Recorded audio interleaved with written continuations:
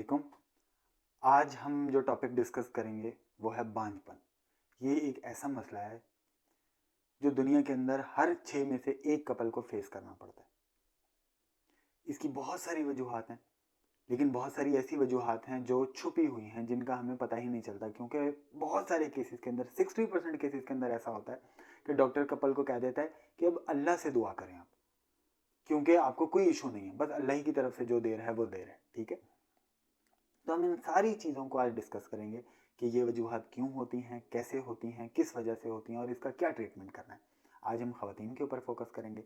Basically जो आज मैं दवाइयाँ बताऊंगा और जो मैं डाइट बताऊंगा वो किन मामलात के लिए होगी। यूट्रस की अंडर ग्रोथ के लिए होगी, फिलोपियन ट्यूब्स की बंदिश के लिए होगी, मिसकैरेज पहले महीने में, तीसरे महीने में, छठे महीने में, 5वें महीने में अगर आपका मिसकैरेज हो रहा है, इन सारे मामलात को एड्रेस करने के लिए आज मैं दवाइयाँ और डिटेल्स बताऊँगा। हार्मोनल इम्बैलेंसेस, आज मैं सिस्ट के बारे में डिस्कस नहीं करूंगा, मैं फाइब्राइड्स के बारे में डिस्कस नहीं करूंगा, इसके लिए एक सेपरेट वीडियो बनेगी। ठीक है, आपने इस वीडियो को एक जर्नल, आप एक नॉर्मल इंसान है जिसको कंसीव नहीं कर पा रहे हैं आप, प्लस आपके अंदर ये यूट्रस की खराबी हो सकती है, यूट्रस की कोई भी खराबी फाइब्राइड को छोड़ के, आपके अंदर ओवरीज की कोई भी खराबी फाइब्रोसिस्ट को छोड़ के, आपको फिलिपियन ट्यूब्स की कोई भी खराबी हो सकती है, आपको हार्मोन्स का कोई भी मसला हो सकता है जिसकी वजह से आप कंसीव नहीं कर पा रहे, आपको मसल्स का कोई भी मसला हो सकता है जिसकी वजह से आप कंसीव नहीं कर पा रहे, तो ये वीडियो आपके लिए है। सबसे पहले हम क्या चीज़ डिस्कस करेंगे, न्यूट्रिशन, क्योंकि न्यूट्रिशन नहीं होगी तो ना दवाइयाँ असर करेंगी, ना ऑर्गन्स की प्रॉपर ग्रोथ होगी, ना हार्मोन्स प्रॉपर तरीके से वर्क कर सकेंगे। मैं आपको बताऊं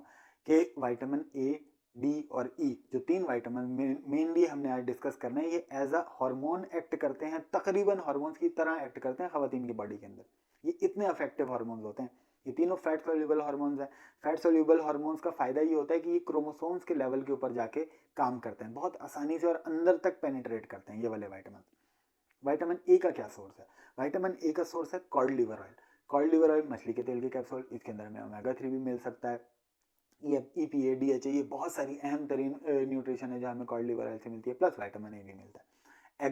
एग्स की योल, जर्दी इंतहाई फायदेमंद है इस सारी न्यूट्रिशन को पूरा करने के लिए। विटामिन ई सीड्स, तमाम तरह के सीड्स और नट्स के अंदर मिलता है, जो भी एडिबल सीड्स होते हैं उन सब के अंदर विटामिन ई होगा और नट्स के अंदर विटामिन ई होगा। बादाम, अखरोट वगैरह ड्राई फ्रूट जो होते हैं तकरीबन नट्स कहलाते हैं, मूंगफली भी इसमें शामिल है। विटामिन डी सूरज की रोशनी से मिलता है। ये तीनों विटामिन एक बहुत ही अहम चीज से और भी मिलते हैं। वो क्या चीज है? ऑर्गन मीट, कलेजी, गुर्दे और दिल, इन तीनों का कीमा बना के खाना, इन तीनों को मिलाकर इस्तेमाल करना बहुत ही इफेक्टिव है। सिर्फ कलेजी भी बहुत इफेक्टिव है, लेकिन जब ये तीनों मिलते हैं इंतहाई इफेक्टिव, इंतहाई कमाल। इतनी ज़्यादा इसकी न्यूट्रिशनल वैल्यू है कि अल्फाज में बयान करना मुश्किल है। इसकी अफादियत के ऊपर किताबें लिखी जा सकती हैं, ये कहाँ कहाँ पे वर्क करता है, कैसे कैसे वर्क करता है। कंसीव कराने के लिए बड़े बड़े हुक्मा का प्रॉपर नुस्खा है ये इतनी गजब की चीज़ है। अगले स्टेप के ऊपर आ जाए, ट्रेस एलिमेंट्स। ट्रेस एलिमेंट्स में जिंक और आयोडीन दो अहम तरीन एलिमेंट्स हैं, बड़े गोश्त के अंदर और सीड्स के अंदर। फिर से सीड्स बीच में आ गए, बड़े गोश्त और सीड्स के अंदर ये दोनों मिल जाएंगे आपको।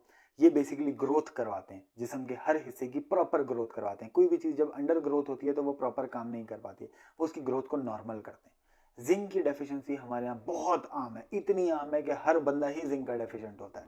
अब आ जाते हैं हम होम्योपैथिक ट्रीटमेंट के ऊपर। होम्योपैथिक ट्रीटमेंट क्या ट्रीटमेंट है वो मैं आपको अब तफसीलन गाइड करता हूँ।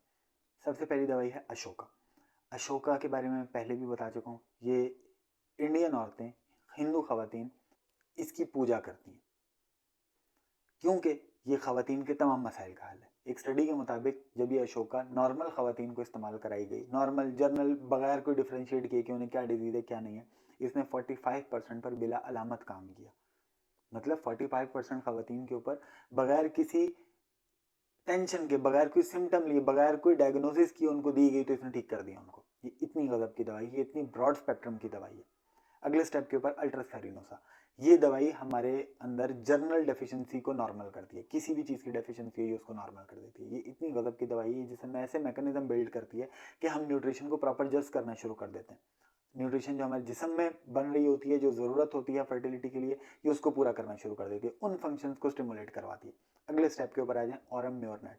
ऑरम म्योरनेट इतनी बड़ी दवाई है कि ये नए एग्स पैदा कर सकती है। ये इतनी गजब की दवाई है। ऑरम म्योरनेट जब ओवरीज के मसाइल हों और यूट्रस की इंटरनल लाइनिंग के मसाइल हों तो फिर ऑरम म्योरनेट बहुत ज़बरदस्त काम करती है। अगले स्टेप के ऊपर आ जाते हैं पिट्यूटरी। पिट्यूटरी यूट्रस की मसल्स को कंट्रोल करती है, कॉन्ट्रैक्ट करवाती है उनको, प्रॉपर तरीके से रिफ्लेक्स करवाती है उनको, सारे मामलात को एड्रेस करती है। ये यूट्रस से मुतालिक मुंह खुला रह गया, मुंह बंद करवा दिया, इन सारी चीज़ों को ये एड्रेस करती है।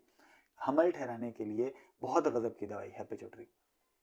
अगले स्टेप के ऊपर आ जाए थ्यूसिनामिनम। थ्यूसिनामिनम स्कार सेल्स की दवाई है। स्कार सेल्स क्यों होते हैं जिस्म के अंदर? स्कार सेल्स बहुत सारी वजूहत की बिना पर होते हैं, आयरन की ज़्यादती की वजह से हो जाते हैं, मुख्तलिफ मिनरल वाइटामिन की डेफिशिएंसी की वजह से होते हैं। लेकिन ये स्कार सेल्स करते क्या है? ये फिलोपियन ट्यूब्स को बंद कर देते हैं, ये स्कार सेल्स को डिसॉल्व करवाती है।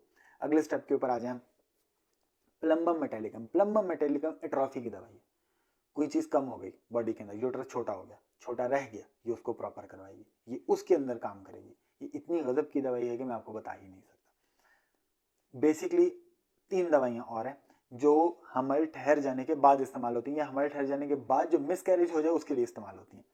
वाइबर्नम प्रोनिफोलियम, ये एक ऐसी दवाई है कि अगर आपको हमल ठहर गया, अगर आप वाइबर्नम प्रोनिफोलियम इस्तेमाल करते हैं तो तजर्बे में ये बात है कि अगर आप चाह कर भी वो हमल ज़ाया करवाना चाहें और वाइबर्नम प्रोनिफोलियम आप किसी भी सूरत में इस्तेमाल करें तो आप उसको अवॉइड नहीं करवा सकते। ये इतनी पावरफुल दवाई है कि हम चाह कर भी अवॉइड नहीं करा सकते अगर ये दवाई हमारे अंदर मौजूद है तो।